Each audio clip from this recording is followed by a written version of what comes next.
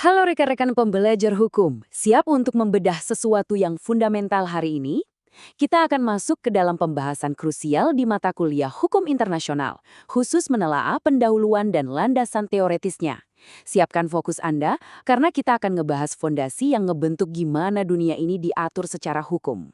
Nah, sebelum kita bicara soal sengketa antar negara yang rumit, kita harus mulai dari akar. Kepastian hukum itu ibarat fondasi sebuah bangunan. Kalau kita nggak paham betul perbedaan paling mendasar dalam sistem hukum internasional, kedepannya memahami kasus-kasus global itu rasanya bakal kayak nyusun puzzle tapi nggak ada gambar panduannya. Bingung kan? Biar terarah, ini rute perjalanan kita hari ini. Pertama, pengantar hukum internasional, lanjut ke perbandingan publik versus hukum perdata, terus kita bedah pandangan para pakar, masuk ke landasan teoretis, dan pastinya penutup. Oke, kita masuk ke bagian pertama, pengantar hukum internasional dan landasan sosiologis hukum global. Kalian pasti familiar dengan nama L. Oppenheim kan? Definisi klasiknya tuh legendaris banget. Dia bilang kalau hukum internasional itu kumpulan aturan, kebiasaan, dan konvensi yang dianggap mengikat secara hukum oleh negara-negara beradab dalam interaksi mereka. Perhatikan kata kuncinya di sini, negara. Di masa lalu, hukum ini benar-benar sangat berpusat pada negara, cuma berputar di interaksi formal antar entitas yang berdaulat. Ini titik mula sejarah yang penting banget buat kita pegang. Terus, pertanyaannya, dari mana sih asal-muasal aturan-aturan itu? Jawabannya ada di satu adagium sosiologis kuno yang udah nggak asing lagi, ubi societas ubi jus. Di mana ada masyarakat, di situ pasti ada hukum. Dan ini nggak cuma berlaku di tataran lokal loh, tapi juga di skala global. Masyarakat internasional inilah landasan sosiologisnya. Kenapa?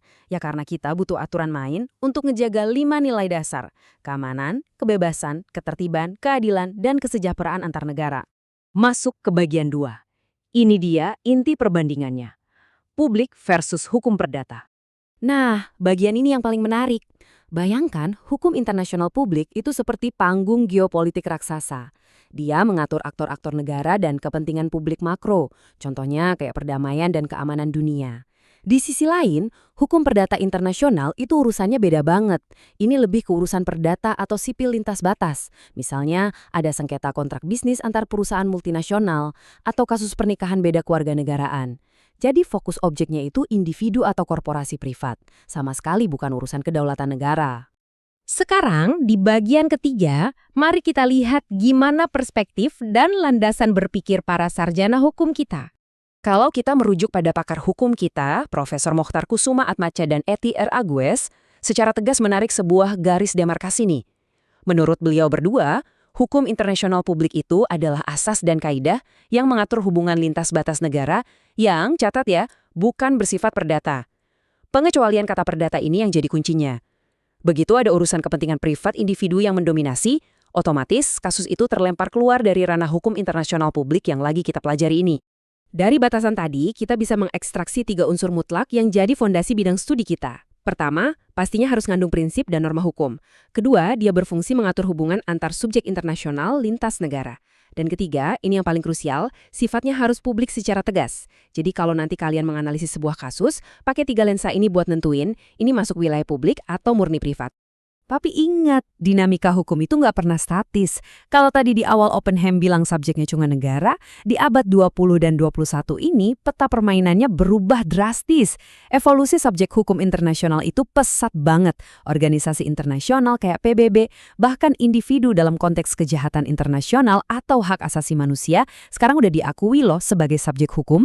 Jadi arena hukum internasional publik saat ini jauh lebih kaya dan kompleks. Lanjut ke bagian keempat, landasan teoretis dan kedaulatan. Pernah mikir nggak, gimana sih aturan global itu bisa nyambung sama hukum di negara kita? Nah, secara teoretis, kita dihadapkan pada 2 mazhab besar. Ada aliran dualisme yang ngelihat hukum internasional dan hukum nasional itu 2 sistem yang sama sekali terpisah. Sumbernya beda, subjeknya beda. Artinya, aturan internasional nggak otomatis berlaku di suatu negara kalau belum diadopsi. Di sisi sebaliknya, ada aliran monisme. Aliran ini melihat semua hukum sebagai satu kesatuan sistem aja, di mana hukum nasional dan internasional saling berinteraksi. Paham soal 2 teori ini tuh wajib banget kalau kita mau menganalisis kepatuhan sebuah negara terhadap traktat internasional. Dan konsep teoretis tadi bermuara pada satu hal esensial, kedaulatan negara. Sering banget orang salah kaprah. mikir kalau kedaulatan itu kekuasaan absolut tanpa batas. Wah, tidak demikian. Poin krusialnya adalah, di mata hukum internasional, kekuasaan tertinggi negara itu secara inheren dibatasi. Dibatasi oleh apa? Oleh titik di mana wilayah dan kekuasaan negara lain dimulai, serta dibatasi oleh kewajiban fundamental internasional kayak hak asasi manusia. Jadi jelas ya, kedaulatan nggak bisa dipakai buat tameng pembenaran pelanggaran hukum publik. Akhirnya, kita sampai di bagian kelima, penutup dan daftar pustaka. Sebagai akademisi, pijakan kita tentu harus jelas dan bersandar pada literatur kredibel. Semua pemaparan teori, perbandingan publik dan privat, serta analisis kedaulatan yang baru aja kita bahas, berakar dari karya-karya otoritatif para pakar.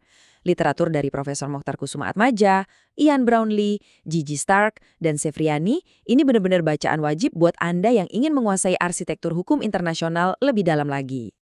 Jadi, kalau kita rangkum perjalanan diskusi kita hari ini, hukum internasional itu lahir dari kebutuhan mutlak sosiologis masyarakat global. Kita juga udah melihat dengan jelas gimana para pakar menarik garis batas yang tegas, menyingkirkan elemen perdata demi mengatur kepentingan publik lintas batas, sambil terus memperhatikan dinamika kedaulatan negara dalam bingkai teori monisme maupun dualisme. Saya juga perlu menegaskan bahwa bahan materi ini disusun secara khusus oleh tim penyusun materi studi tentang ilmu hukum. Ini merupakan media pengajaran terstruktur yang didesain agar bisa ditonton secara online kapan saja, serta menjadi referensi terpercaya buat kalian para pembelajar hukum dimanapun berada. Gunakan materi ini sebagai pijakan analisis Anda ke depannya.